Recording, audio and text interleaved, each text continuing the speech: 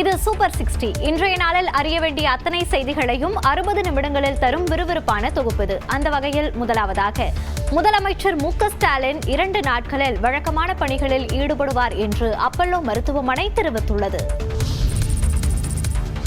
முதலமைச்சர் மு.க. ஸ்டாலினுக்கு மேற்கொள்ளப்பட்ட ஆஞ்சியோகிராம் சோதனையில் உடல்நிலை சீராக உள்ளது தெரியவந்துள்ளதாக அப்பல்லோ மருத்துவ நிர்வாகம் தெரிவித்துள்ளது. இது தொடர்பான மருத்துவமனை அறிக்கையில் இதய துடிப்பில் ஏற்பட்ட சில வேறுபாடுகள் காரணமாகவே முதலமைச்சருக்கு தலை சுற்றல் ஏற்பட்டது கண்டறியப்பட்டதாக தெரிவிக்கப்பட்டுள்ளது. இதையடுத்து இதய சிகிச்சை மருத்துவர் செங்குட்டுவேலு தலைமையிலான மருத்துவக் குழுவின் ஆலோசனைப்படி சிகிச்சை மேற்கொள்ளப்பட்டதாக கூறப்பட்டுள்ளது.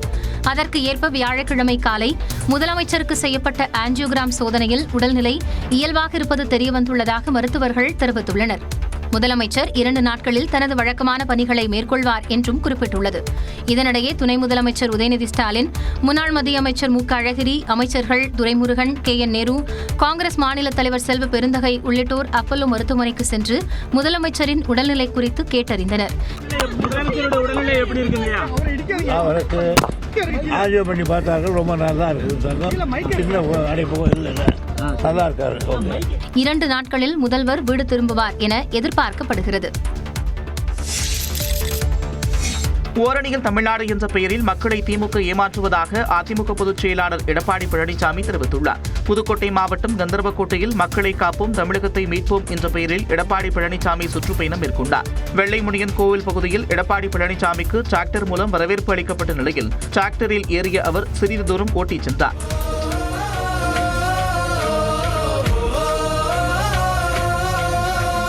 தொடர்ந்து மக்கள் மத்தியில் பேசிய அவர் ஓரணியில் தமிழ்நாடு இயக்கத்தை விமர்சித்தார். அண்ணா திமுக ஐஎஸ்ஐ முத்திரையை போடுது, அது மாதிரி மக்களிடத்திலே செல்வாக்கு மிக்க கட்சி.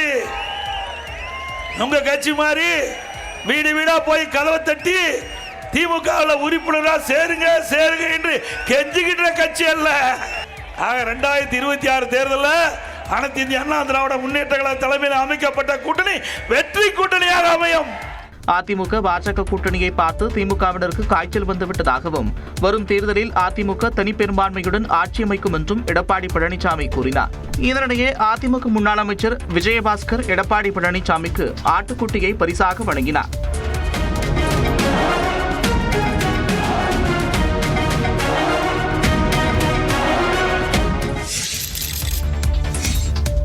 யாரையோ காப்பாற்றுவதற்காக அதிமுக பொதுச் செயலாளர் எடப்பாடி பழனிசாமி பாஜகவுடன் கூட்டணி வைத்திருப்பதாக அன்வர் ராஜா குற்றம் சாட்டியுள்ளார்.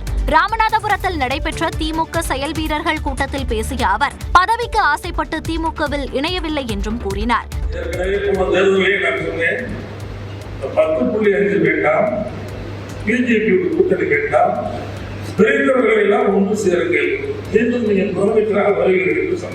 இந்த நிலையில் ராமநாதபுரத்தில் செய்தியாளர்களிடம் பேசிய மார்க்சிஸ்ட் கம்யூனிஸ்ட் மாநில செயலாளர் சண்முகம் ஆட்சியில் எப்போதும் பங்கு கேட்க மாட்டோம் என்று தெரிவித்தார்.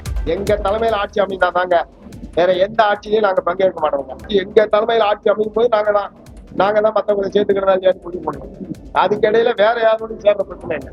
வைகை, காவேரி, குண்டாறு, வைப்பார் திட்டத்தை செயல்படுத்த தமிழ்நாடு அரசு தனி கவனம் செலுத்த வேண்டும் என்று சண்முகம் வலியுறுத்தினார்.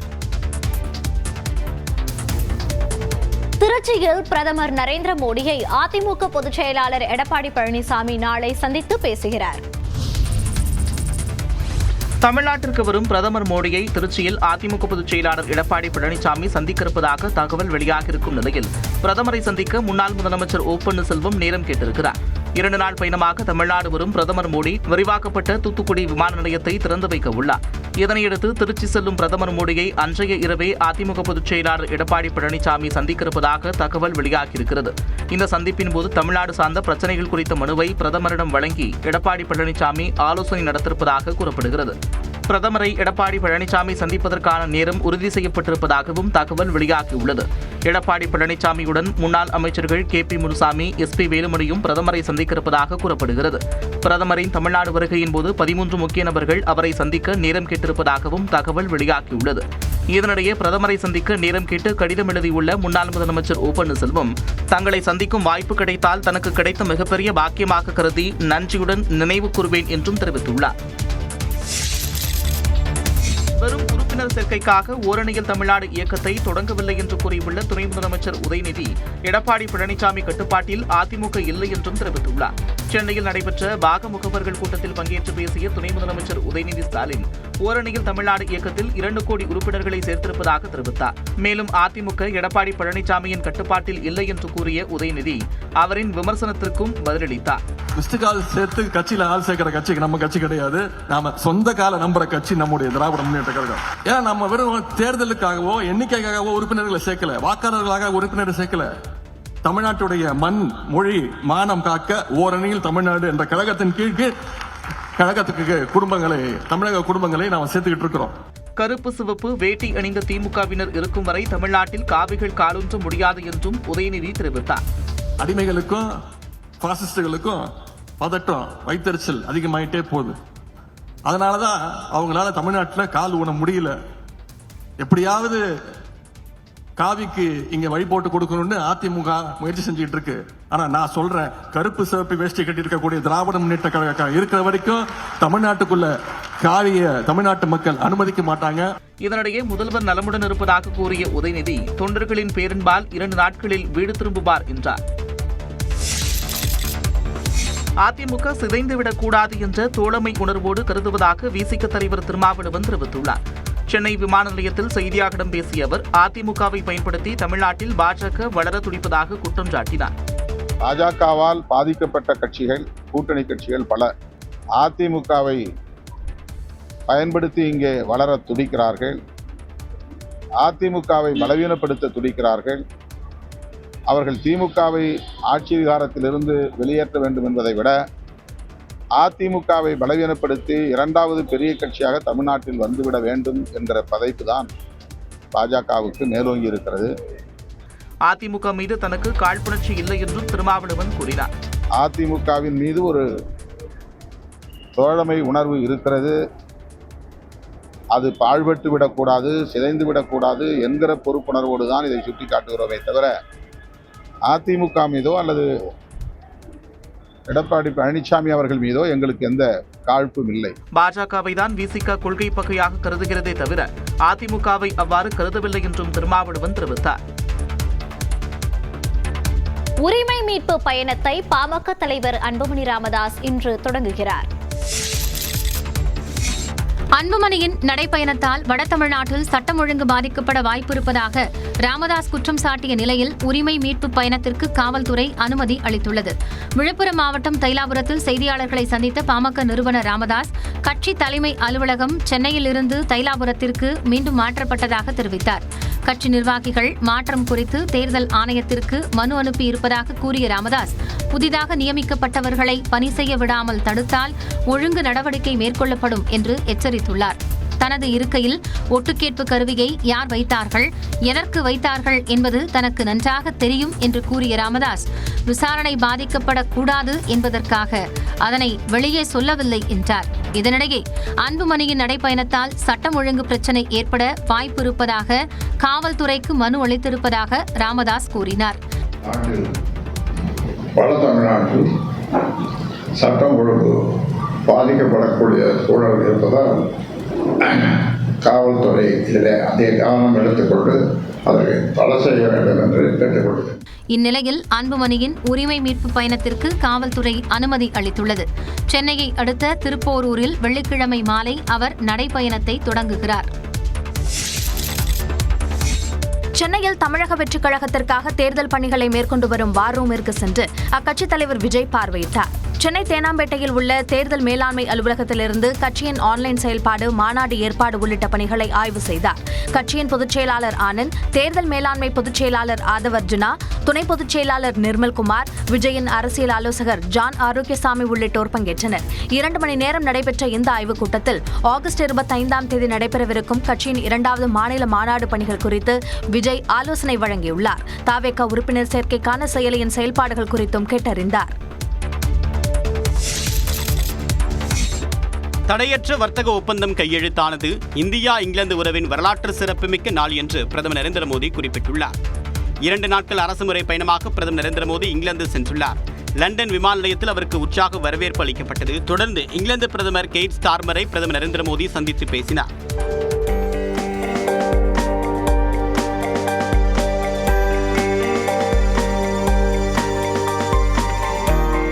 இந்நிலையில் இந்தியா இங்கிலாந்து இடையிலான தடையற்ற வர்த்தக ஒப்பந்தம் இரு நாட்டு பிரதமர்கள் முன்னிலையில் கையெழுத்தானது.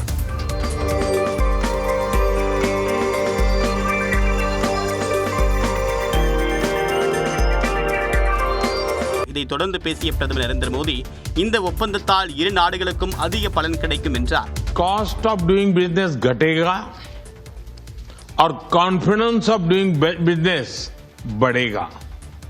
साथ ही यूके की अर्थव्यवस्था को भारतीय स्किल टैलेंट मिलेगा. इन समझौतों से दोनों देशों में இந்த ஒப்பந்தம் மூலமாக இந்திய பொருட்களுக்கு இங்கிலாந்தில் நல்ல விலை கிடைக்கும் என்றும் பிரதமர் நரேந்திர மோடி தெரிவித்தார். நீலகிரி, கோவை உள்ளிட்ட 6 மாவட்டங்களில் இன்று கனமழைக்கு வாய்ப்புள்ளதாக சென்னை வானிலை ஆய்வு மையம் தெரிவித்துள்ளது. வடக்கு வங்கக்கடலில் உருவான காற்றழுத்த தாழ்வு பகுதி ஆழ்ந்த காற்றழுத்த தாழ்வு பகுதியாக வலுப்பெற்றுள்ளதாக வானிலை ஆய்வு மையம் தெரிவித்துள்ளது. இது மேற்கு வடமேற்கு நோக்கி நகர்ந்து மேற்கு வங்கம் மற்றும் வங்கதேசத்தின் கடலோர பகுதிகளில் காற்றழுத்த தாழ்வு மண்டலமாக தீவிரமடைய வாய்ப்பிருப்பதாக குறிப்பிடப்பட்டுள்ளது. அதே நேரத்தில் மகாராஷ்டிரா, கேரள கடலோர பகுதிகளுக்கு அருகே அரபிக்கடல் பகுதிகளில் காற்றழுத்த தாழ்வு நிலை நீடிப்பதாக தெரிவிக்கப்பட்டுள்ளது.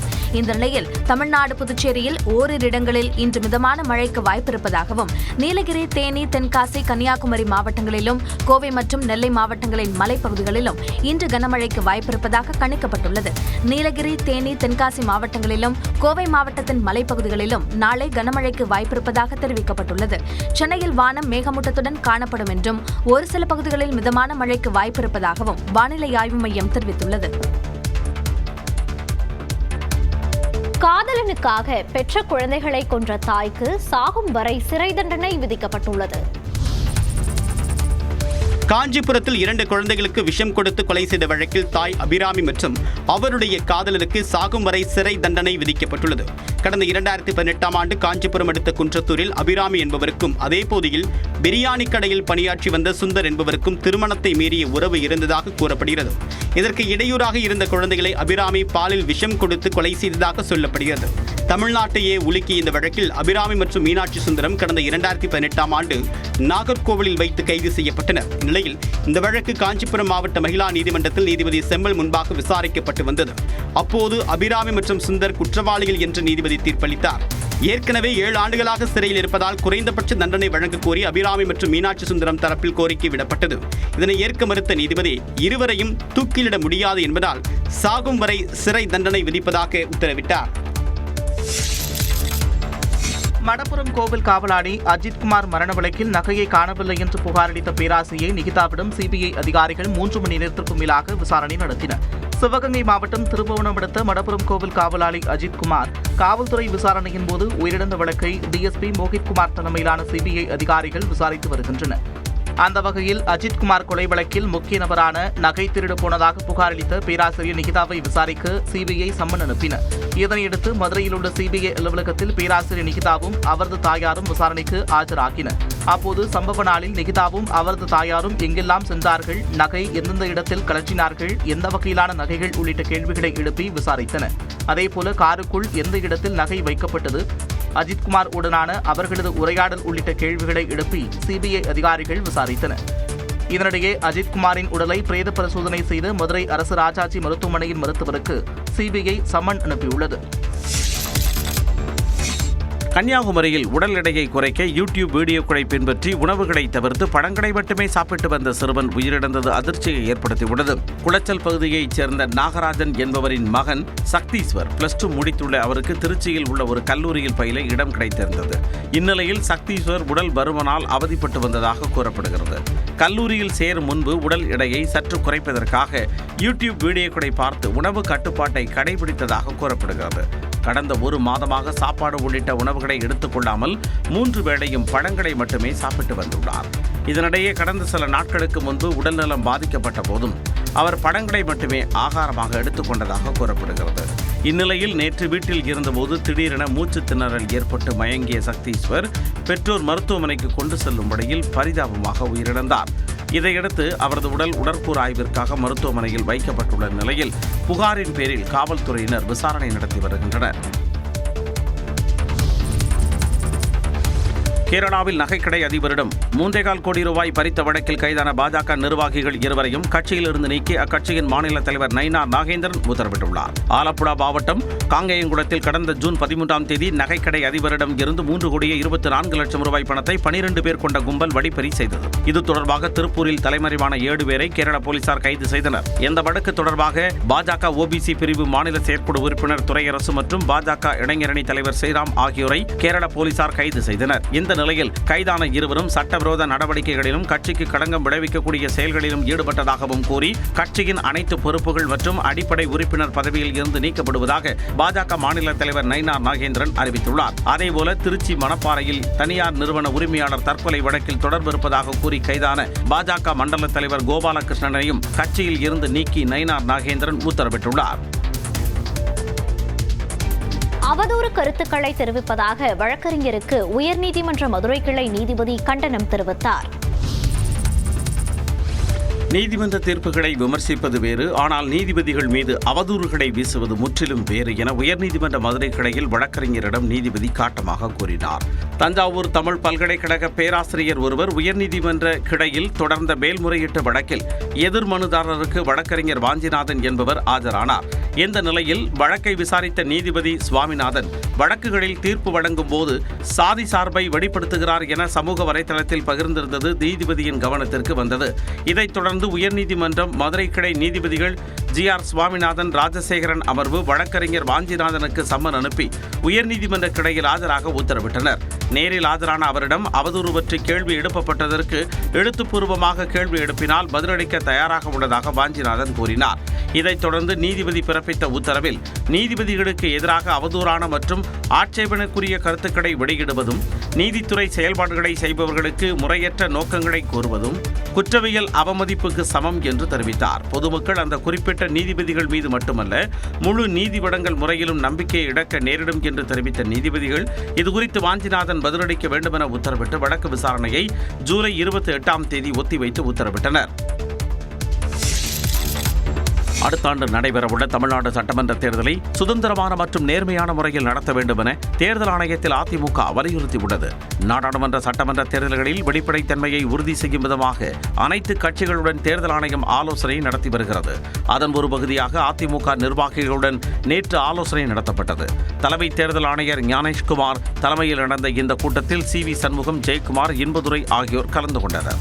அதன் பின் செய்தியாளர்களிடம் பேசிய ஜெயக்குமார், வரும் சட்டமன்ற தேர்தலில் பணபலம், அதிகார பலத்தை திமுக பயன்படுத்த வாய்ப்புள்ளதால் அதனை தேர்தல் ஆணையம் கருத்தில் கொண்டு நடவடிக்கை எடுக்க வலியுறுத்தி இருப்பதாக கூறினார். அரசு இயந்திரத்தை இறந்தோர் பட்டியல் நீக்கிறது சாதாரண செயலை அது செய்யலான்னு இருக்கேன். ஸோ அந்த கருத்து. அதே போல் மிஸ்மேட்சிங், பெயர் மாதிரி இருக்குது, இடம் மாதிரி இருக்குது, இதெல்லாம் சரிப்படுத்தி 100% அளவுக்கு குளறுபடி இல்லாத வாக்காளர் பட்டியல் தயாரிக்கப்பட வேண்டும் என்ற அந்த கருத்து வலியுறுத்தப்பட்டது. வாக்காளர் பட்டியலில் வெளிப்படைத்தன்மையை உறுதி செய்ய வேண்டியது தேர்தல் ஆணையத்தின் பொறுப்பு என்றும் ஜெயக்குமார் தெரிவித்தார்.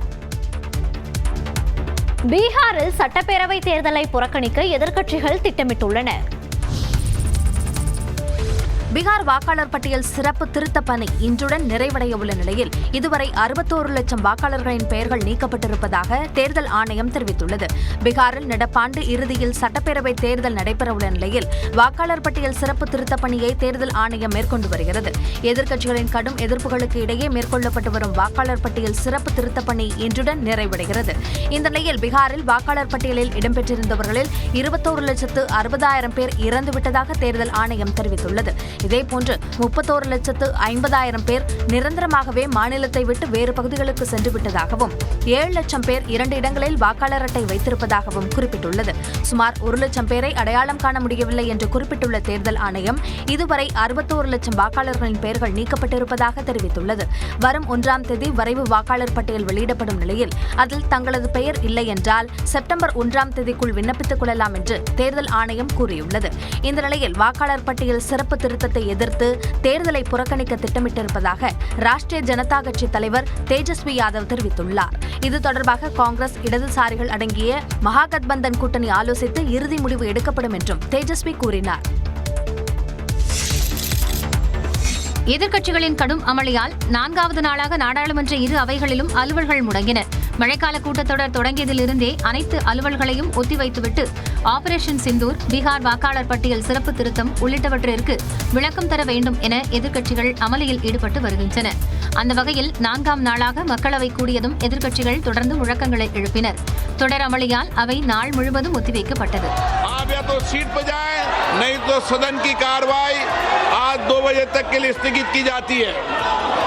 இதனிடையே மாநிலங்களவையில் ஓய்வு பெறும் எம்பிக்களுக்கு பிரிவு உபச்சார விழா நடைபெற்றது. இதில் தமிழ்நாட்டைச் சேர்ந்த எம்பிக்கள் வைகோ, தம்பிதுரை உள்ளிட்டோர் அவையில் இருந்தவர்களுக்கு நன்றி தெரிவித்து உரையாற்றினர். அதன் பிறகு எதிர்க்கட்சிகள் அமளியில் ஈடுபட்டதால் மாநிலங்கள் அவையும் நாள் முழுவதும் ஒத்திவைக்கப்பட்டது. முன்னதாக பீகாரில் மேற்கொள்ளப்படும் வாக்காளர் பட்டியல் சிறப்பு திருத்தத்தை கண்டித்து நாடாளுமன்ற வளாகத்தில் இந்தியா கூட்டணி கட்சியினர் 4வது நாளாக ஆர்ப்பாட்டத்தில் ஈடுபட்டனர். நான் குட் பை சொல்லிட்டு வந்துட்டேன் பார்லிமெண்ட்டுக்கு. இந்த வருங்காலத்தில் வாய்ப்புகள் கிடைக்கப்பட்டால் அந்த கற்பனைகளிலேயோ கனவுகளிலேயோ இல்ல. மாநிலங்களவை பதவிக்காலம் நிறைவடைந்ததை தொடர்ந்து சென்னை திரும்பிய மதிமுக பொதுச் செயலாளர் வைகோ தெரிவித்த கருத்துதான் இது. திமுக கூட்டணி கம்பீரமாக உள்ளதாகவும் 2026 தேர்தலில் திமுக தனி பெரும்பான்மையுடன் வெற்றி பெற்று ஆட்சி அமைக்கும் என்றும் வைகோ தெரிவித்தார். திராவிட முன்னேற்ற கழகம் தனித்த மெஜாரிட்டியை, இண்டிவிஜுவல் மெஜாரிட்டி, அப்சல்யூட் மெஜாரிட்டி அவர்களுக்கு கிடைக்கும். கூட்டணி கட்சிகளும் அந்த தேர்தல் களத்திலே வெற்றி பெறும் என்றாலும் கூட்டணி அரசு அமைய வாய்ப்பே இல்லை. திமுக தனியாகவே அரசு அமைக்கும். எவ்வளவு வாரி இறைத்தாலும் தமிழ்நாட்டில் இந்துத்துவ சக்திகள் காலூன்ற முடியாது என்று வைகோ திட்டவட்டமாக கூறினார். தமிழ்நாட்டிலிருந்து மாநிலங்களவைக்கு புதிதாக தேர்வு செய்யப்பட்டுள்ள உறுப்பினர்களில் கமல்ஹாசன் உள்ளிட்ட 4 பேர் இன்று பதவியேற்கின்றனர். தமிழ்நாட்டிலிருந்து மாநிலங்களவைக்கு தேர்வு செய்யப்பட்ட வைகோ, வில்சன், அன்புமணி ராமதாஸ், சண்முகம், என் சந்திரசேகரன், முகமது அப்துல்லா ஆகியோரின் பதவிக்காலம் நேற்றுடன் முடிவடைந்தது. கடந்த ஜூன் மாதம் 19ஆம் தேதி இந்த 6 இடங்களுக்கான தேர்தல் நடைபெற்றது. அதில் திமுகவைச் சேர்ந்த வில்சன், கவிஞர் சல்மா, SR சிவலிங்கம், திமுக சார்பில் களமிறக்கப்பட்ட மக்கள் நீதி மய்யம் கட்சித் தலைவர் கமல்ஹாசன், அதிமுகவைச் சேர்ந்த இன்பதுரை, தனபால் ஆகியோர் போட்டியின்றி தேர்வாகினர். இதனைத் தொடர்ந்து வில்சன், சல்மா, SR சிவலிங்கம், கமல்ஹாசன் ஆகியோர் மாநிலங்களவையில் இன்று பதவியேற்கின்றனர். அதிமுக உறுப்பினர்கள் வரும் திங்கட்கிழமை பதவியேற்க உள்ளதாக அறிவிக்கப்பட்டுள்ளது. இந்தியனாக கொடுக்கப்பட்ட கடமையை நாடாளுமன்றத்தில் செய்ய இருப்பதாக கமல்ஹாசன் தெரிவித்துள்ளார். மாநிலங்களவை எம்பியாக வெள்ளிக்கிழமை பதவியேற்க உள்ள நிலையில் கமல்ஹாசன் டெல்லிக்கு புறப்பட்டு சென்றார். முன்னதாக சென்னை விமான நிலையத்தில் செய்தியாளர்களிடம் பேசிய கமல்ஹாசன் தனது கன்னி பேச்சு எதை மையப்படுத்தி இருக்கும் என்ற கேள்விக்கு பதிலளித்தார். இது எனக்கு கொடுக்கப்பட்டிருக்கும், இந்தியனாக எனக்கு கொடுக்கப்பட்டிருக்கும் மரியாதையும் கடமையும் நான் செய்ய போகிறேன் என்பதை பெருமையோடு தான் சொல்லிக் கொள்கிறேன். பேச்சு எதை மையப்படுத்தி அது இப்போ சொல்லக்கூடாது, அங்கதான் பேசணும். சில விஷயங்கள் இங்க பேசுற மாதிரி அங்க பேசக்கூடாது, அங்க பேசுற மாதிரி இங்க பேசணும். வைகோ, அன்புமணி, MM அப்துல்லா உள்ளிட்ட 6 தமிழ்நாடு எம்பிக்களின் பதவிக்காலம் நிறைவடைந்துள்ள நிலையில் எம்பியாக கமல்ஹாசன் பதவியேற்க உள்ளார். ரஷ்ய விமான விபத்தில் 49 பேர் உயிரிழந்தனர். ரஷ்யாவில் 49 பேருடன் சென்ற விமானம் கீழே விழுந்து விபத்திற்குள்ளான நிலையில் அதில் பயணம் செய்த அனைவரும் உயிரிழந்திருப்பதாக அறிவிக்கப்பட்டுள்ளது.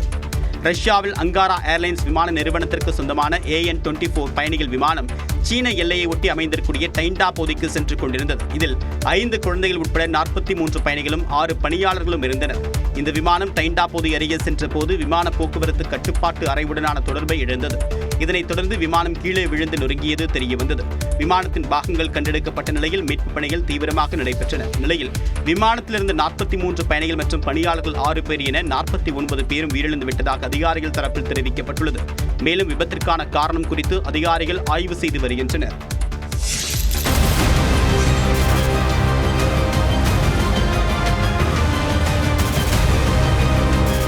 எல்லை பிரச்சனையில் கம்போடியா நடத்திய ஏவுகணை தாக்குதலில் 8 வயது சிறுவன் உட்பட 11 பேர் கொல்லப்பட்டதாக தாய்லாந்து தெரிவித்துள்ளது.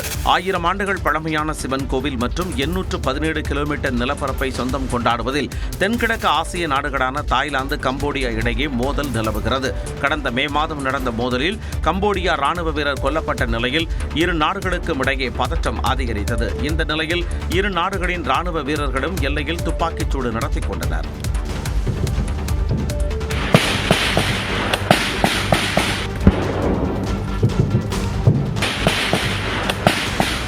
சர்ச்சைக்குரிய எல்லையில் உள்ள கம்போடியாவின் ராணுவ இலக்கை தாய்லாந்தின் F-16 போர் விமானம் அடித்ததாக தெரிவிக்கப்பட்டுள்ளது.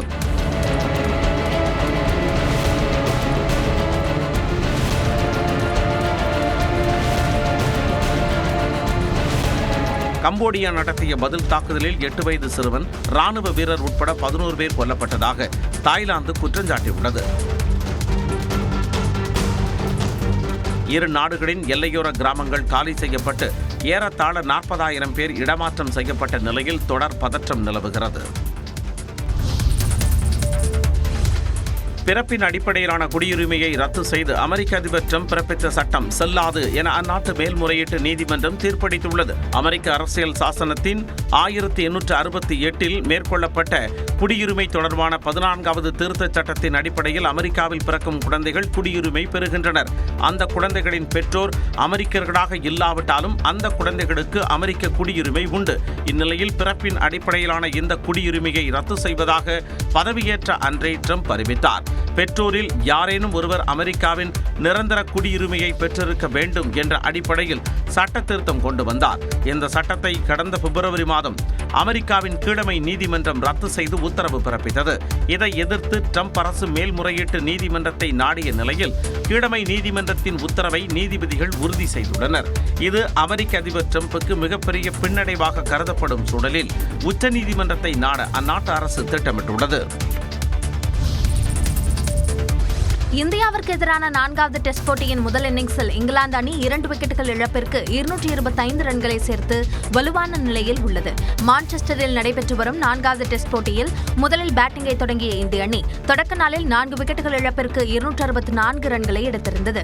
இதனைத் தொடர்ந்து 2வது நாளான நேற்று இங்கிலாந்து வீரர்களின் ஆக்ரோஷமான பந்துவீச்சால் இந்திய அணி ரன் எடுக்க முடியாமல் திணறியது. முடிவில் இந்திய அணி முதல் இன்னிங்ஸில் 358 ரன்களுக்கு அனைத்து விக்கெட்டுகளையும் இழந்தது.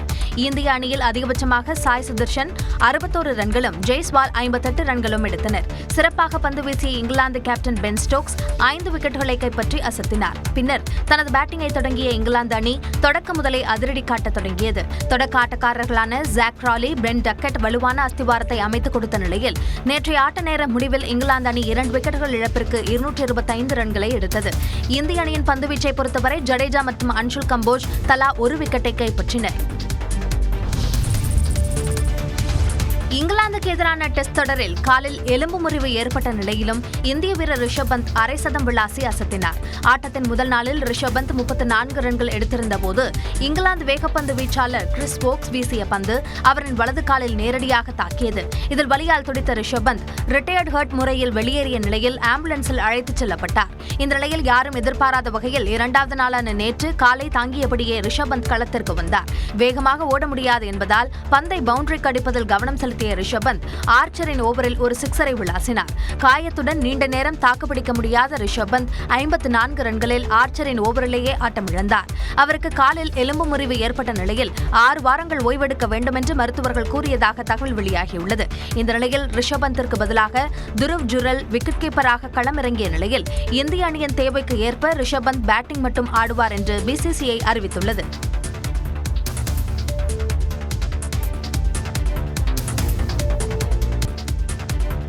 மத்திய அரசு நிதி அளிக்காத போதிலும் பள்ளிக் கல்வித்துறைக்கான திட்டங்களை தொடர்ந்து செயல்படுத்துவதாக துணை முதலமைச்சர் உதயநிதி ஸ்டாலின் பெருமிதம் தெரிவித்துள்ளார். இந்தியாவிலேயே தொடக்க கல்வியில் இடைநிற்றலே இல்லாத ஒரே மாநிலம் தமிழ்நாடு என துணை முதலமைச்சர் உதயநிதி ஸ்டாலின் தெரிவித்துள்ளார்.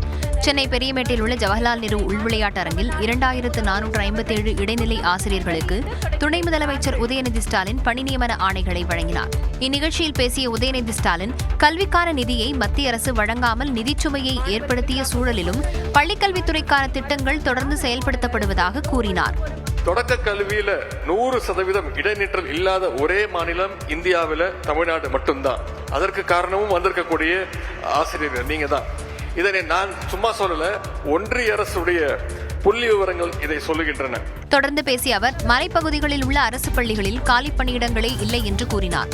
11 ஆண்டுகளுக்கு பிறகு இடைநிலை ஆசிரியர் பணிக்கு 2457 பேர் தேர்வு செய்யப்பட்டிருப்பது குறிப்பிடத்தக்கது. பிரச்சார பயணத்தில் மக்கள் கூடுவதை பார்த்தால் வருகிற தேர்தலில் அதிமுக கூட்டணி 210 இடங்களில் வெற்றி பெறும் என்று எடப்பாடி பழனிசாமி தெரிவித்துள்ளார். புதுக்கோட்டை மாவட்டம் கந்தர்வக்கோட்டையில் உரையாற்றிய அவர் திமுகவின் ஓரணியில் தமிழ்நாடு இயக்கத்தை விமர்சித்தார். அண்ணா திமுக ஐஎஸ்ஐ முத்திரையப்படுகிறது. அது மாதிரி மக்களிடத்திலே செல்வாக்கு மிக்க கட்சி. உங்க கட்சி மாதிரி வீடு வீடா போய் கதவை தட்டி திமுக உறுப்பினராக சேருங்க என்று கெஞ்சுகின்ற கட்சி அல்ல. அடுத்ததாக ஆலங்குடியில் உள்ள காமராஜர் சிலை அருகே பேசிய அவர் அடுத்த ஆண்டு தேர்தலை ஒட்டி தற்பொழுது உங்களுடன் ஸ்டாலின் முகாம் நடத்துவது வாக்குக்கான நாடகம் என்று விமர்சித்தார். ஏன்னா அடுத்த ஆண்டு தேர்தல் வர இருக்குது. அதற்காக மக்களை ஏமாற்றி வாக்களை பெறுவதற்கு இப்படிப்பட்ட ஒரு தந்திரமா ஒரு முடிவை ஒரு நாடகத்தை அரங்கேற்றி மக்களை ஏமாற்றி வாக்கள் பெறுவதற்காக இன்றைக்கு இந்த திட்டத்தை துவங்கியிருக்கிறார். பிரச்சார பயணம் தொடங்கி 31 கூட்டத்தில் பேசி தொண்டையெல்லாம் புண்ணாகிவிட்டது என்றும் எடப்பாடி பழனிசாமி குறிப்பிட்டார். கந்தர்வக்கோட்டை, ஆலங்குடி, அறந்தாங்கி சட்டமன்ற தொகுதிகளில் அதிமுக பொதுச் செயலாளர் எடப்பாடி பழனிசாமிக்கு கட்சி தொண்டர்கள், பொதுமக்கள் உற்சாக வரவேற்பளித்தனர்.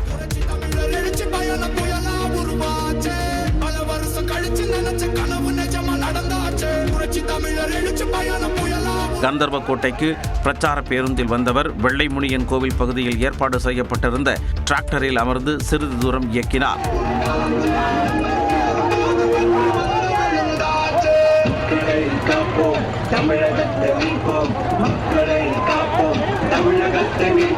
அதிமுக தவேகா கூட்டணிக்கு விருப்பம் தெரிவிக்கும் வகையில் தொண்டர் ஒருவர் இரு கட்சி கொடிகளையும் கையில் ஏந்தி வரவேற்பு கொடுத்தார்.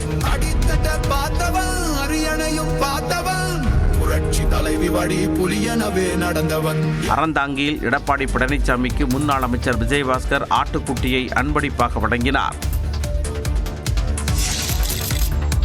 அந்த கோயில் நிலையத்தில் பல ஆண்டுகளாக குடியிருந்து வருகின்றவர்கள் அந்த வீட்டு மனை அவளுக்கு சொந்தமாக்குவதற்குண்டான நடவடிக்கையை அதிமுக அரசு எடுக்கும். தஞ்சாவூரில் அதிமுக பொதுச் செயலாளர் எடப்பாடி பழனிசாமி இவ்வாறு அறிவித்ததற்கு இந்து முன்னணி கண்டனம் தெரிவித்துள்ளது.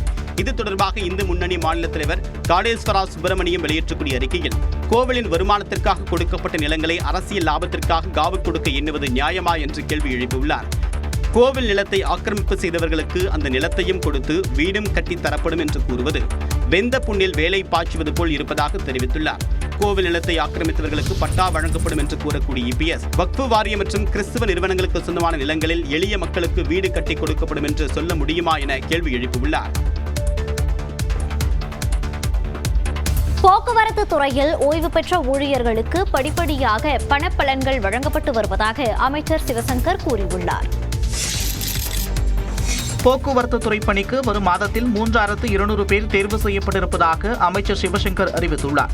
கடலூரில் செய்தியாளர்களிடம் பேசிய அமைச்சர் சிவசங்கர் பழைய பேருந்துகளை மாற்றி புதிய பேருந்துகளை இயக்குவதற்கு நடவடிக்கை எடுத்திருப்பதாகவும் தற்போது வரை 4800 புதிய பேருந்துகள் மக்கள் பயன்பாட்டிற்கு வந்திருப்பதாகவும் கூறினார். போக்குவரத்து துறையில் ஓய்வு பெற்ற ஊழியர்களுக்கான பணப்பலன்கள் படிப்படியாக வழங்கப்பட்டு வருவதாகவும் மத்திய அரசு நிதி வழங்காத சூழலில் மாநில அரசின் நிதியிலிருந்து நிதி ஒதுக்கப்படுவதாகவும் தெரிவித்தார். புதிய பணியாளர்கள் 685 பேர் எடுக்கப்பட்டிருக்கிறார்கள்.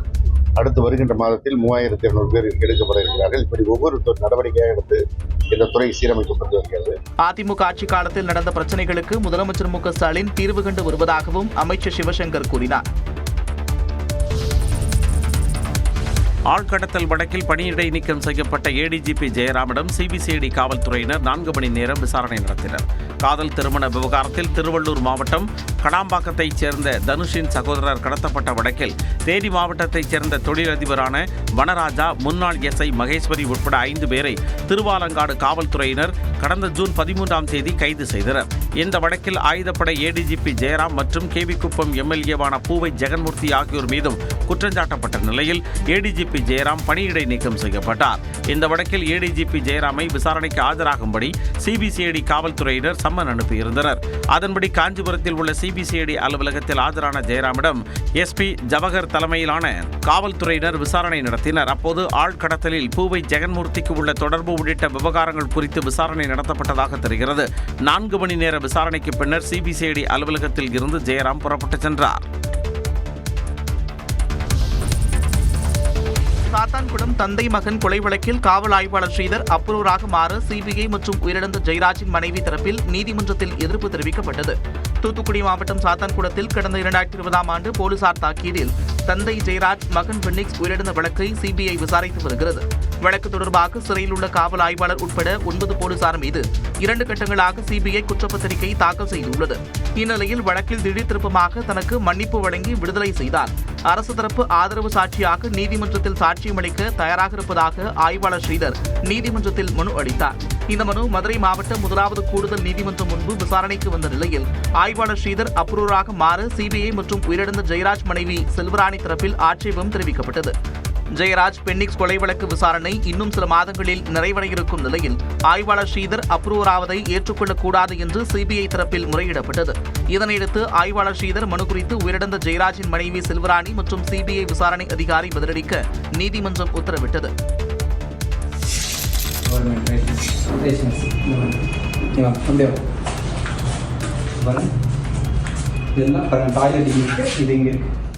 ஏழை எளிய மக்களின் பசியை போக்கும் ரேஷன் அரிசியை எப்படி மனித கழிவுகள் தேங்கிய கழிவறையில் மூட்டை மூட்டையாக அடுக்கி வைத்த புகாரில் விற்பனையாளர் பணியிடை நீக்கம் செய்யப்பட்டார். ஓசூர் மாநகராட்சிக்கு உட்பட்ட ராயக்கோட்டை வீட்டு வசதி வாரிய குடியிருப்பு பகுதியில் செயல்பட்டு வந்த ரேஷன் கடை 3 மாதங்களுக்கு முன்பு சேதமடைந்தது. இதையடுத்து உழவர் சந்தை அருகே உள்ள மலர் வணிக வளாகத்திற்கு ரேஷன் கடை தற்காலிகமாக இடமாற்றம் செய்யப்பட்டது. அங்கு அரிசி மூட்டைகளை இருப்பு வைக்க போதிய இடவசதி இல்லை என்று கூறப்படுகிறது.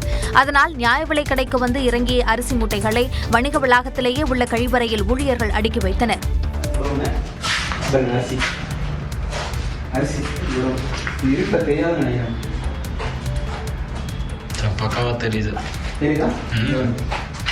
இது பெரும் அதிர்ச்சியை ஏற்படுத்திய நிலையில் குறிப்பிட்ட ரேஷன் கடை விற்பனையாளர் முத்துமாதேவனை பணியிடை நீக்கம் செய்து இணைப்பதிவாளர் நட்ராஜ் உத்தரவிட்டார். தர்பூசணி விவகாரத்தில் பாதிக்கப்பட்ட விவசாயிகளுக்கு இழப்பீடு வழங்க உயர்நீதிமன்றம் அறிவுரை வழங்கியுள்ளது. தர்பூசணி பழங்களில் ரசாயனம் செலுத்தப்பட்டதாக கூறி உணவு பாதுகாப்புத்துறை அதிகாரிகளின் பிரச்சாரத்தால் பாதிக்கப்பட்ட விவசாயிகளுக்கு இழப்பீடு வழங்குவது குறித்து பரிசீலிக்கும்படி தமிழக அரசுக்கு சென்னை உயர்நீதிமன்றம் உத்தரவிட்டுள்ளது. தர்பூசணி பழங்களின் நிறத்திற்கும் சுவைக்கும் ஊசி மூலம் ரசாயனம் செலுத்தப்படுவதாக கூறி மக்கள் மத்தியில் அச்சத்தை ஏற்படுத்திய உணவு பாதுகாப்புத்துறை அதிகாரி மீது நடவடிக்கை எடுக்க கோரி சென்னை உயர்நீதிமன்றத்தில் வழக்கு தொடுக்கப்பட்டிருந்தது. இந்த வழக்கு விசாரணையில் தோட்டக்கலைத்துறை தரப்பில் அளிக்கப்பட்ட விளக்கத்தில் தர்பூசணி பழங்களில் எந்த ரசாயனமும் செலுத்தப்படவில்லை என கண்டறியப்பட்டுள்ளதாக கூறப்பட்டுள்ளது. இந்நிலையில் இந்த வழக்கு நீதிபதி ஆனந்த் வெங்கடேசன் முன்பு விசாரணைக்கு வந்தபோது அதிகாரிகள் வேண்டுமென்றே பொதுமக்களிடையே தவறான பிரச்சாரத்தை பரப்பியதால் தர்பூசணி விற்பனை கடுமையாக பாதிக்கப்பட்டதாகவும் விவசாயிகளுக்கு இழப்பீடு வழங்க வேண்டும் என்றும் மனுதாரர்கள் தரப்பில் வாதிடப்பட்டது. இந்த வாதத்தை ஏற்றுக்கொண்ட நீதிபதி இழப்பீடு கோரி விவசாயிகள் அளித்துள்ள மனுவை 8 வாரங்களில் பரிசீலிக்க தமிழக அரசுக்கு உத்தரவிட்டு வழக்கை முடித்து வைத்தார். 1998 கோவை குண்டுவெடிப்பு வழக்கில் சிறையில் உள்ள டெய்லர் ராஜாவை மேலும் 2 கொலை வழக்கில் தீவிரவாத தடுப்பு பிரிவு போலீசார் கைது செய்துள்ளனர். 1998 நடந்த கோவை குண்டுவெடிப்பு வழக்கில் 28 ஆண்டுகள் தலைமறைவாக இருந்த டெய்லர் ராஜாவை தீவிரவாத தடுப்பு பிரிவு போலீசார் அண்மையில் கைது செய்தனர். கோவை மத்திய சிறையில் உள்ள டெய்லர் ராஜாவை குண்டுவெடிப்பு வழக்கு தொடர்பாக 5 நாட்கள் காவலில் எடுத்து போலீசார் விசாரணை நடத்தினர். மேலும் கர்நாடகாவில் உள்ள டெய்லர் ராஜா வீட்டிலும் போலீசார் சோதனை நடத்தினர். இதில் ஷாஜகான் என்ற பெயரில் ஆதார் உள்ளிட்ட ஆவணங்கள் பெற்று டெய்லர் ராஜா காய்கறி வியாபாரம் செய்து வந்ததை போலீசார் கண்டறிந்தனர். இந்நிலையில் 1996ஆம் ஆண்டு நாகூரில் சாய்தா என்பவர் கொல்லப்பட்டதுடன் மதுரை ஜெயிலர் ஜெயபிரகாஷ் கொலை வழக்கில் டெய்லர் ராஜாவுக்கு தொடர்பு இருப்பதையும் போலீசார் கண்டறிந்தனர். இந்நிலையில் இவ்விரண்டு வழக்கிலும் டெய்லர் ராஜாவை மதுரையைச் சேர்ந்த தீவிரவாத தடுப்பு பிரிவு போலீசார் கைது செய்தனர். கோவை சிறையில் டெய்லர் ராஜாவை சந்தித்த போலீசார் வழக்கு ஆவணங்களை வழங்கினர். விரைவில் இவ்விரண்டு வழக்கிலும் டெய்லர் ராஜாவை காவலில் எடுத்து விசாரிக்க போலீசார் திட்டமிட்டுள்ளனர். நெல்லை எம்பி ராபர்ட் புரூஸின் தேர்தல் வெற்றியை எதிர்த்து தொடர்ந்த வழக்கின் விசாரணைக்கு இடைக்கால தடை விதித்த உச்சநீதிமன்றம் வழக்கின் அசல் ஆவணங்களை தாக்கல் செய்ய நைனா நாகேந்திரனுக்கு உத்தரவிட்டது. 2024 நாடாளுமன்ற தேர்தலில் நெல்லை தொகுதியில் போட்டியிட்ட காங்கிரஸைச் சேர்ந்த ராபர்ட் புரூஸ் வெற்றி பெற்றார். இந்நிலையில் வேட்பு மனுவில் சொத்து விவரங்களை மறைத்ததாகவும் ராபர்ட் புரூஸின் வெற்றியை செல்லாது என்று அறிவிக்க கோரி அவரை எதிர்த்து போட்டியிட்ட பாஜக மாநில தலைவர் நைனா நாகேந்திரன் சென்னை உயர்நீதிமன்றத்தில் வழக்கு தொடர்ந்தார். இந்த வழக்கு விசாரணை நடைபெற்று வரும் நிலையில் தன் மீதான தேர்தல் வழக்கு விசாரணைக்கு தடை விதிக்க வேண்டும் என்றும் அதனை ரத்து செய்ய வேண்டும் என்றும் உச்சநீதிமன்றத்தில் ராபர்ட் புரூஸ் மனு தாக்கல் செய்தார். இந்த வழக்கு விசாரணைக்கு வந்தபோது ராபர்ட் புரூ சார்பில் ஆஜரான மூத்த வழக்கறிஞர் கபில் சிபல் வழக்கு தவறான நோக்கத்தில் தாக்கல் செய்யப்பட்டிருப்பதாகவும் விசாரணைக்கு இடைக்கால தடை விதிக்க வேண்டும் என்றும் கோரிக்கை வைத்தார். இதற்கு நயனா நாகேந்திரன் தரப்பில் கடுமையான ஆட்சேபம் தெரிவிக்கப்பட்டது. இருதரப்பு வாதங்களையும் கேட்ட நீதிபதிகள் சென்னை உயர்நீதிமன்றத்தில் நடைபெறும் தேர்தல் வழக்கின் அசல் ஆவணங்களை தாக்கல் செய்ய நயனா நாகேந்திரனுக்கு உத்தரவிட்டனர். மேலும் சென்னை உயர்நீதிமன்றத்தில் நடைபெறும் தேர்தல் வழக்கு விசாரணைக்கு இடைக்கால தடையும் விதித்து உத்தரவிட்டனர்.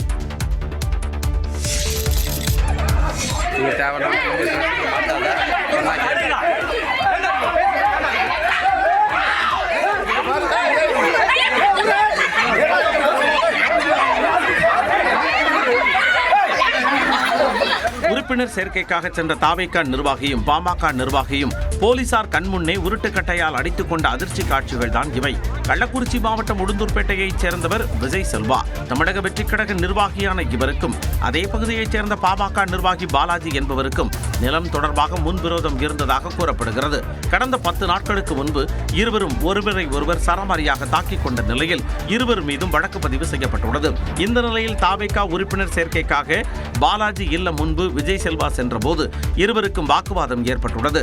தகராறு முற்றிய நிலையில் இரு தரப்பினரும் ஒருவரை ஒருவர் கற்கள் மற்றும் கட்டைகளால் தாக்கிக் கொண்டனர். இதில் பாலாஜியின் சகோதரருக்கு காயம் ஏற்பட்டது.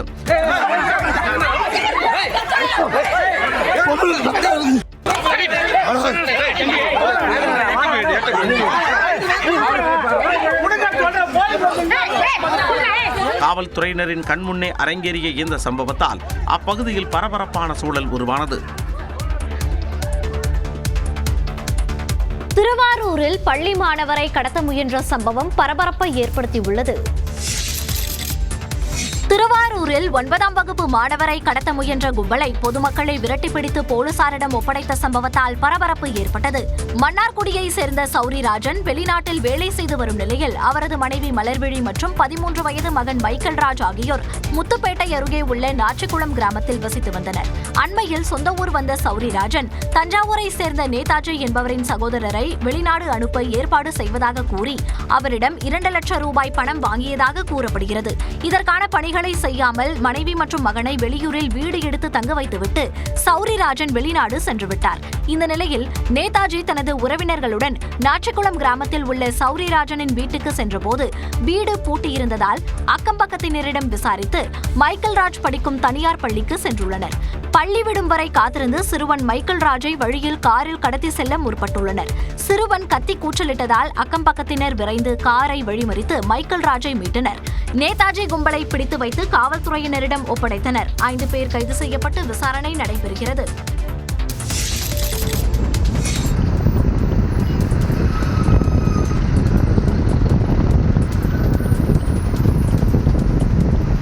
ஓசூர் அருகே நிகழ்ந்த சங்கிலி தொடர் விபத்தால் 5 கிலோமீட்டர் தொலைவிற்கு வாகனங்கள் அணிவகுத்து நின்ற காட்சிகள் தான் இவை.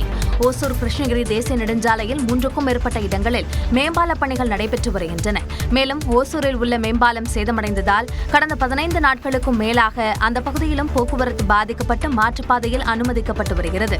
இந்த நிலையில் ஓசூர் அடுத்த பேரண்டப்பள்ளி அருகே உள்ள சானமாவு வனப்பகுதியில் பெங்களூருவில் இருந்து கிருஷ்ணகிரி நோக்கி வந்த 4 கார்கள் 2 டாரஸ் லாரிகள் அடுத்தடுத்து ஒன்றன் ஒன்றாக மோதி விபத்துக்குள்ளாகின.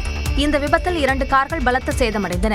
கார்களில் பயணித்தவர்கள் லேசான காயங்களுடன் உயிர் தப்பினர். இந்த விபத்தால் ஓசூர் கிருஷ்ணகிரி தேசிய நெடுஞ்சாலையில் போக்குவரத்து பாதிக்கப்பட்டதுடன் சுமார் 5 கிலோமீட்டருக்கு மேல் வாகனங்கள் அணிவகுத்து நின்றன. அதனைத் தொடர்ந்து கிரேன் உதவியுடன் தேசிய நெடுஞ்சாலையில் விபத்தில் சிக்கிய வாகனங்களை மீட்கும் பணியில் காவல்துறையினர் ஈடுபட்டனர்.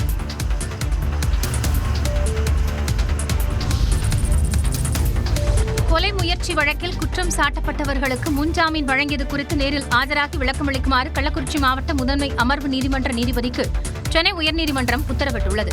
விழுப்புரம் மாவட்டத்தைச் சேர்ந்த எஸ். லட்சுமிபாலா என்பவர் தன்னை எஸ். செல்லம்பட்டு ஊராட்சி தலைவர் அழிவழகி, அவரது கணவர் உள்ளிட்டோர் வீடு புகுந்து தாக்கியதாக புகார் அளித்திருந்தார். இந்த புகார் மீது எந்த நடவடிக்கையும் எடுக்கப்படாததால் வழக்கை வேறு விசாரணை அமைப்பிற்கு மாற்றக் கோரி லட்சுமிபாலா சென்னை உயர்நீதிமன்றத்தில் மனு தாக்கல் செய்திருந்தார். இந்த வழக்கு நீதிபதி பி. வேல்முருகன் முன்பு விசாரணைக்கு வந்தது. அப்போது தாக்குதலில் காயமடைந்த மனுதாரர் கடந்த 3ஆம் தேதியே டிஸ்சார்ஜ் ஆனதாக கூறி குற்றம் சாட்டப்பட்ட நபர்களுக்கு கள்ளக்குறிச்சி முதன்மை அமர்வு நீதிமன்றம் முன்ஜாமீன் வழங்கியதாக மனுதாரர் தரப்பில் கூறப்பட்டது.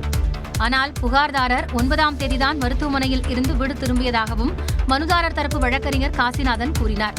இதையடுத்து முன்ஜாமீன் வழங்கியது குறித்து வரும் 28ஆம் தேதி ஆவணங்களுடன் ஆஜராகி விளக்கம் அளிக்குமாறு கள்ளக்குறிச்சி மாவட்ட முதன்மை அமர்வு நீதிமன்ற நீதிபதி வேல்முருகன் உத்தரவிட்டார்.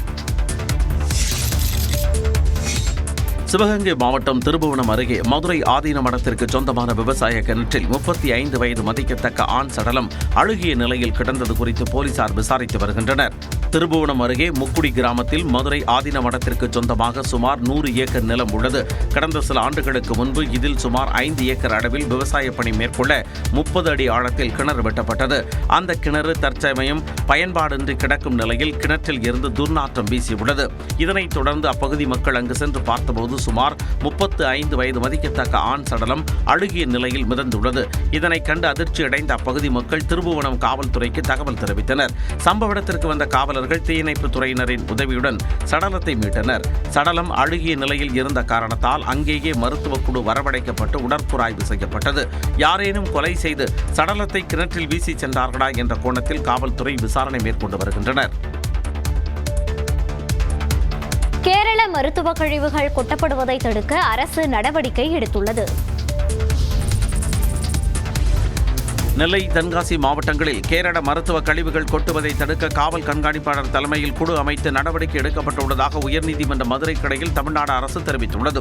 நெல்லை, தென்காசி மாவட்டங்களில் கேரள மாநிலங்களில் இருந்து கொண்டுவரப்படும் மருத்துவ கழிவுகள் கொட்டப்படுவதாகவும் இதனை தடுக்க தவறிய நெல்லை மாவட்ட ஆட்சியர் மீது நீதிமன்ற அவமதிப்பு வழக்கு தொடரக் கோரியும் உயர்நீதிமன்ற மதுரை கிளையில் தென்காசியைச் சேர்ந்த சிதம்பரம் மனு தாக்கல் செய்தார். இந்த மனு நீதிபதிகள் சுப்பிரமணியம், மரியா கிளிட் அமர்வில் விசாரணைக்கு வந்தது. அப்போது அரசு தரப்பில் நெல்லை, தென்காசி மாவட்டங்களில் மருத்துவ கழிவுகளை கொட்டிச் செல்வதை தடுக்கும் வகையில் மாவட்ட ஆட்சியர், காவல் கண்காணிப்பாளர் உள்ளிட்டோர் தலைமையில் சிறப்பு குழு அமைக்கப்பட்டு கண்காணிக்கப்பட்டு வருவதாக தெரிவிக்கப்பட்டது. கண்காணிப்பு பலப்படுத்தப்பட்டுள்ளதால் கேரளாவில் இருந்து தமிழகத்தில் மருத்துவ கழிவுகள் கொட்டப்படுவது தடுக்கப்பட்டுள்ளதாகவும் விளக்கம் அளிக்கப்பட்டது. இதனை பதிவு செய்து கொண்ட நீதிபதிகள் வழக்கை முடித்து வைத்து உத்தரவிட்டனர்.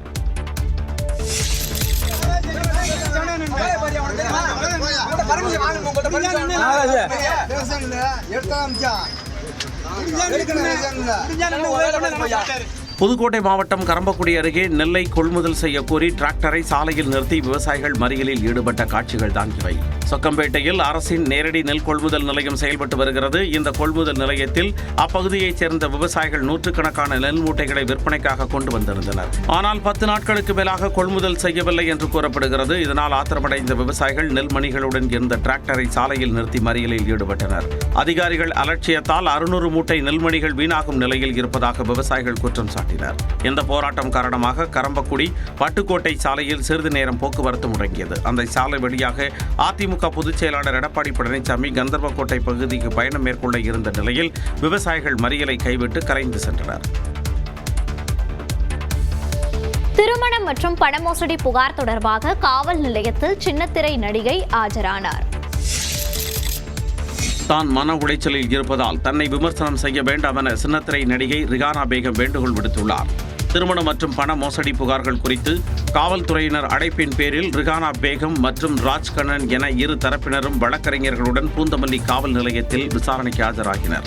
ஆவணங்களை சரிபார்க்கப்பட்ட நிலையில் நீதிமன்றத்தில் தீர்வு கண்டுகொள்வதாக கூறியுள்ளனர். பின்னர் செய்தியாளர்களிடம் பேசிய ரிகானா பேகம் தாலி கட்டிய புகைப்படத்தை காட்டி ராஜ்கண்ணன் தன்னை அவமானப்படுத்தி வருவதாக குற்றம் சாட்டினார். எல்லாரும் விமர்சனம் பண்றாங்க, நான் அவனை ஏமாத்தினா காசு வாங்கினேன்.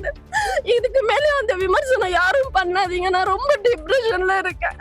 நான் காசு ஒரு பக்கம் எழுந்துட்டேங்க. நீதிமன்றம் சென்று தனக்கான நீதியை பெற்றுக் கொள்ளப் போவதாக ராஜ்கண்ணன் தெரிவித்தார். சமூக வலைதளத்தில் ஒருவர் குறித்து மற்றொருவர் எந்த கருத்தும் தெரிவிக்க கூடாது என இருவருக்கும் காவல்துறையினர் அறிவுறுத்தி அனுப்பி வைத்தனர். அண்மையில் நடந்து முடிந்த டிஎன்பிஎஸ்சி குரூப் 4 தேர்வில் தமிழ் பாடத்தில் 5 கேள்விகளுக்கான விடைகளில் ஆட்சேபனைகள் இருப்பதாக தேர்வர்கள் தெரிவித்துள்ளனர். தமிழ்நாடு அரசில் காலியாக உள்ள கிராம நிர்வாக அலுவலர், இளநிலை உதவியாளர் உட்பட 3935 காலி பணியிடங்களுக்கான டிஎன்பிஎஸ்சி குரூப் 4 தேர்வு கடந்த 12ஆம் தேதி நடைபெற்றது. இதில் பல்வேறு கேள்விகள் பாடத்திட்டத்தை தாண்டி கேட்கப்பட்டிருந்ததால் தேர்வு கடினமானதாக இருந்ததாக தேர்வு எழுதியவர்கள் குற்றம் சாட்டினர். இது தொடர்பாக நியூஸ் 18 தமிழ்நாடு தொலைக்காட்சிக்கு விளக்கம் அளித்த டிஎன்பிஎஸ்சி பாடத்திட்டம் தாண்டி கேள்வி கேள்விகள் கேட்கப்பட்டதா என்பது குறித்து ஆய்வு செய்யப்படும் என உறுதியளித்திருந்தது. இதனைத் தொடர்ந்து குரூப் 4 தேர்வுக்கான உத்தேச விடைப்பட்டியலை வெளியிட்ட தேர்வாணையம் அதில் ஆட்சேபனைகள் இருந்தால் வரும் 28ஆம் தேதிக்குள் முறையிட அறிவுறுத்தியிருந்தது. பொது தமிழ் பாடத்தில் மட்டும் 5 கேள்விகளுக்கான விடையில் ஆட்சேபனை இருப்பதாக தேர்வெழுதியவர்கள் தெரிவித்துள்ளனர். இதேபோன்று பொது அறிவு பாடத்திலும் சில கேள்விகளுக்கான பதில்களில் ஆட்சேபனைகள் இருப்பதாக தேர்வர்கள் குறிப்பிட்டுள்ளனர். ஆட்சேபனைகளை வல்லுநர்கள் குழு கொண்டு ஆய்வு செய்து அதன் அடிப்படையில் முடிவெடுக்கப்படும் என TNPSC தெரிவித்துள்ளது. தேர்வு நடைமுறை முழுவதும் முடிந்த பிறகே இறுதி விடை குறிப்பை TNPSC வெளியிடும் என்பது குறிப்பிடத்தக்கது. பிரதமரின் வெளிநாட்டு பயணத்துக்கான செலவு விவரங்களை மத்திய அரசு வெளியிட்டுள்ளது. கடந்த 2021ஆம் ஆண்டு முதல் பிரதமர் மோடியின் வெளிநாட்டு பயணத்திற்கு மட்டும் 350 கோடி ரூபாய் செலவாகி இருப்பது தெரிய வந்துள்ளது. பிரதமரின் வெளிநாட்டு பயணத்திற்கான செலவினங்கள் குறித்து மாநிலங்களவையில் திரிணாமுல் காங்கிரஸ் MP டெரிக் ஓ'பிரைன் கேள்வி எழுப்பியிருந்தார். இதற்கு எழுத்துப்பூர்வமாக பதிலளித்துள்ள மத்திய வெளியுறவுத்துறை அமைச்சகம், கடந்த 2021ஆம் ஆண்டு முதல் ஜூலை 2025 வரை பிரதமர் மோடியின் வெளிநாட்டு பயணத்திற்கு 350 கோடி ரூபாய் செலவாகி இருப்பதாக குறிப்பிட்டுள்ளது. இதில் நடப்பாண்டில் அமெரிக்கா, பிரான்ஸ், தாய்லாந்து, இலங்கை, சவுதி அரேபியா ஆகிய நாடுகளுக்கு மேற்கொண்ட பயணங்களுக்கு மட்டும் 67 கோடி ரூபாய் செலவாகி இருப்பது தெரிய வந்துள்ளது. அதே சமயம் Mauritius, Cyprus, Canada, Croatia, Ghana, Trinidad and Tobago, Argentina, Brazil, Namibia உள்ளிட்ட நாடுகளுக்கான செலவினங்களின் ரசீதுகள் இன்னும் சமர்ப்பிக்கப்படாததால் அவை கணக்கிடப்படவில்லை என குறிப்பிடப்பட்டுள்ளது. கடந்த ஆண்டு மற்றும் அதற்கு முந்தைய ஆண்டுகளில் பிரதமர் மோடி பயணம் மேற்கொண்ட நாடுகள் அந்த பயணங்களுக்கான செலவினங்களை மத்திய வெளியுறவுத்துறை அமைச்சகம் தனித்தனியாக தெரிவித்துள்ளது. அடுத்த குடியரசு துணைத் தலைவர் வேட்பாளர் பாஜகவிலிருந்து தேர்வு செய்யப்பட உள்ளதாக தகவல் வெளியாகியுள்ளது. துணை குடியரசுத் தலைவராக இருந்த ஜெகதீப் தன்கர் அண்மையில் பதவி விலகிய நிலையில் அவரது இடம் யாருக்கு என்ற கேள்வி எழுந்துள்ளது. புதிய குடியரசு துணைத் தலைவரை அடுத்த 6 மாதங்களுக்குள் தேர்வு செய்ய வேண்டும் என விதிகள் உள்ளதால் வரும் செப்டம்பருக்குள் தேர்தல் நடத்தப்பட உள்ளது. இப்பதவிக்கு பாஜகவினர் மட்டுமல்லாமல் பீகார் முதலமைச்சர் நிதிஷ்குமார், அவரது JDU கட்சியைச் சேர்ந்த ஹரிவன்ஷ் நாராயண் சிங் மற்றும் தெலுங்கு தேச கட்சியினரின் பெயர்களும் அடிபட்டு வந்தன. அது மட்டுமின்றி சசி தரூரை துணை குடியரசுத் தலைவராக்கி காங்கிரஸ் மீது அதிருப்தியில் உள்ள தலைவர்களை பாஜக உள்ளிழுக்கக்கூடும் எனவும் கூறப்பட்டது. இந்நிலையில் அடுத்த குடியரசு துணைத் தலைவர் வேட்பாளர் நிச்சயமாக பாஜகவிலிருந்தே தேர்வு செய்யப்பட உள்ளதாக புதிய தகவல் வெளியாகியுள்ளது. அவர் பாஜகவுடன் சித்தாந்த ரீதியான இணக்கத்தையும் நாடாளுமன்ற நடைமுறைகளில் விரிவான அனுபவத்தையும் கொண்டவராக இருப்பார் என்றும் கூறப்படுகிறது. பிரதமர் மோடியின் வெளிநாட்டு பயணம் முடிந்த பின்னர் இது தொடர்பான அதிகாரப்பூர்வ தகவல் வெளியாகும் என எதிர்பார்க்கப்படுகிறது. சுதந்திர தினத்திற்குள் குடியரசு துணைத் தலைவர் தேர்தல் நடைபெற வாய்ப்புள்ளதாகவும் கூறப்படுகிறது. மும்பை ரயில் தொடர் குண்டுவெடிப்பு வழக்கில் 12 பேரை விடுதலை செய்து மும்பை உயர்நீதிமன்றம் பிறப்பித்த உத்தரவுக்கு உச்சநீதிமன்றம் இடைக்கால தடை விதித்துள்ளது. 2006ஆம் ஆண்டு ஜூலை 11ஆம் தேதி மும்பையில் பல்வேறு பகுதிகளில் ரயில்களில் வெடிகுண்டுகள் வைக்கப்பட்டு பயங்கரவாத தாக்குதல் நடத்தப்பட்டது. இந்த தொடர் தாக்குதல்களில் 180 பேர் உயிரிழந்த நிலையில் நூற்றுக்கணக்கானோர் படுகாயமடைந்தனர். இது தொடர்பாக 12 பேர் கைது செய்யப்பட்டு அவர்களுள் 5 பேருக்கு மரண தண்டனையும் 7 பேருக்கு வாழ்நாள் சிறை தண்டனையும் வழங்கி சிறப்பு நீதிமன்றம் உத்தரவிட்டது. அதைத் தொடர்ந்து 12 பேர் தரப்பிலும் தண்டனையை எதிர்த்து மும்பை உயர்நீதிமன்றத்தில் மேல்முறையீடு செய்யப்பட்டது. அப்போது வழக்கில் போதிய ஆதாரங்கள் இல்லை என கூறி அனைவரையும் விடுதலை செய்ய மும்பை உயர்நீதிமன்றம் அண்மையில் உத்தரவிட்டது. அதனைத் தொடர்ந்து இந்த தீர்ப்பை எதிர்த்து மகாராஷ்டிரா அரசு தரப்பில் உச்சநீதிமன்றத்தில் மேல்முறையீடு செய்யப்பட்டது. இதனை விசாரித்த உச்சநீதிமன்றம் 12 பேரை விடுவிக்குமாறு மும்பை உயர்நீதிமன்றம் பிறப்பித்த தீர்ப்புக்கு இடைக்கால தடை விதித்து உத்தரவிட்டுள்ளது. ஆசிய கோப்பை கிரிக்கெட் தொடர் ஐக்கிய அரபு அமீரகத்தில் செப்டம்பரில் நடைபெறும் என்று ஆசிய கிரிக்கெட் கவுன்சில் அறிவித்துள்ளது. நடப்பாண்டு ஆசிய கோப்பை கிரிக்கெட் தொடர் இந்தியாவில் நடைபெறும் என்று ஆசிய கிரிக்கெட் கவுன்சில் ஏற்கனவே அட்டவணை வெளியிட்டிருந்தது. நிலையில் ஆபரேஷன் சிந்தூர் தாக்குதல் காரணமாக பாகிஸ்தான் வீரர்கள் இந்தியா வர மாட்டார்கள் என்று அந்நாட்டு கிரிக்கெட் வாரியம் அறிவித்தது. மேலும் சர்வதேச கிரிக்கெட் கவுன்சில் நடத்தக்கூடிய அனைத்து போட்டியையும் புறக்கணிப்பதாகவும் தெரிவித்தது. இதனைத் தொடர்ந்து நடந்த ஆசிய கிரிக்கெட் கவுன்சில் கூட்டத்தில் போட்டியை பொதுவான இடத்தில் நடத்த BCCI ஒப்புக்கொண்டது. அதன்படி ஐக்கிய அரபு அமீரகத்தில் வரக்கூடிய செப்டம்பர் மாதம் போட்டி நடைபெறும் என்றும் அறிவிக்கப்பட்டுள்ளது. இதன் மூலமாக இந்தியா பாகிஸ்தான் போட்டி நடைபெறுவது உறுதியாகியுள்ளது. பஞ்சாபில் வெள்ளத்தில் சிக்கியவர்களை மறுகரையில் சேர்க்க இளைஞர்கள் பாலமாக மாறினர்.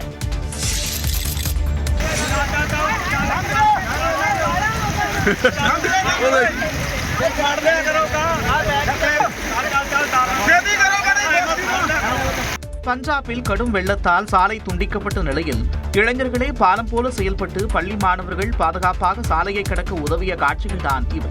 பஞ்சாப் மாநிலம் மோகாவில் புதன்கிழமை கொட்டி தீர்த்த கனமழையால் பல்வேறு பகுதிகள் வெள்ளக்காடாக காட்சியளித்தன. முக்கிய சாலைகள் வெள்ள நீரில் மூழ்கியிருக்கின்றன. இந்நிலையில் மெல்லைகானா என்ற கிராமத்திற்கு அருகில் உள்ள கிராமங்களுடன் இணைக்கும் சாலை வெள்ளத்தால் துண்டிக்கப்பட்டது.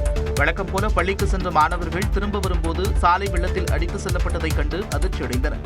இந்த சூழலில் அந்த கிராமத்தைச் சேர்ந்த இளைஞர்கள் பாலம் போல குனிந்து நிற்க அவர்களின் முதுகின் மீது ஏறி மாணவர்கள் மறுபுறம் சென்றனர்.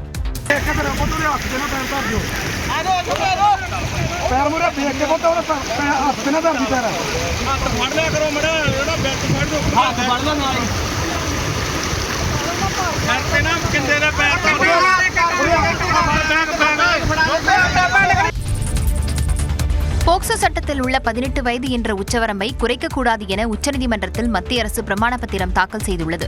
18 வயதுக்கு கீழ் உள்ள இருபாலர்கள் பாலியல் வன்முறைக்கு ஆளானால் போக்சோ சட்டத்தின் கீழ் வழக்கு பதிவு செய்யப்பட்டு விசாரணை நடத்தப்படுகிறது. இவ்விவகாரத்தில் வயது வரம்பை 18லிருந்து 16ஆக குறைக்க வேண்டுமென விவாதங்கள் எழுந்தன. இது தொடர்பான வழக்கு உச்சநீதிமன்றத்தில் நிலுவையில் உள்ள நிலையில் வயது வரம்பை குறைக்க முடியுமா என கேள்வி எழுப்பிய உச்சநீதிமன்றம் மத்திய அரசு பதிலளிக்க உத்தரவிட்டிருந்தது. இதனைத் தொடர்ந்து தற்போது பதிலளித்துள்ள மத்திய அரசு போக்சோ வழக்கில் சிறார் வயதை 18 என்ற அளவிலிருந்து குறைக்க முடியாது என தெரிவித்துள்ளது. சமூக சீர்திருத்தம், இளம் பருவத்தினரின் சுய உறுப்பு என்ற பெயரில் வயது வரம்பை குறைக்கக்கூடாது எனவும் மத்திய அரசு எதிர்ப்பு தெரிவித்துள்ளது. வயதை குறைப்பது சிறுவர் பாதுகாப்பு சட்டத்தை நீர்த்துப் போக செய்வதாக மாறிவிடும் எனவும் மத்திய அரசு கூறியுள்ளது.